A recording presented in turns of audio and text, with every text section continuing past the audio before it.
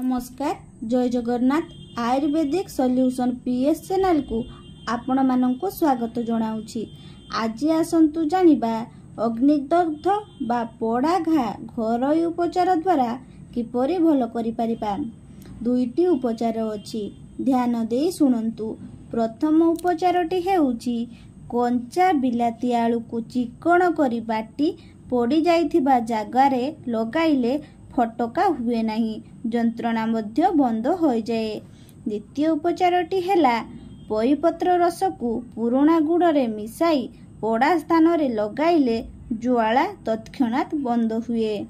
उपयुक्त चिकित्सा न होई जदि पोड़ा स्थान रे घा हुए ताहले घा उपरे खांटी राशि तेल पकाई ता उपरे अस्वस्थ गछर सुखिला छाली चूर्ण कनारे छाणी पकाइबे।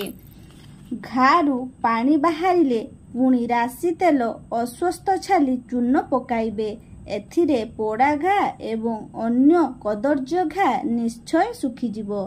भिडियोटी भल लागिथिले लाइक शेयर सब्सक्राइब करिया पई जम्मा भूलिबेनी। Thank you. जय जगन्नाथ।